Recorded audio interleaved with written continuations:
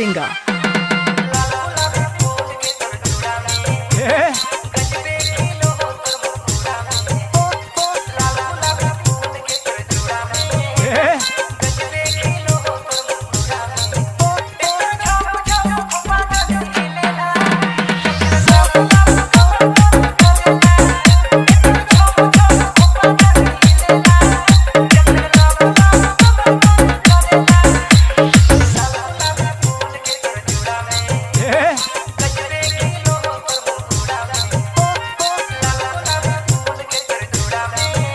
Video अच्छा लगा हो तो लाइक एंड सब्सक्राइब करें दोस्तों, लाल बटन को दबाना ना भूलें।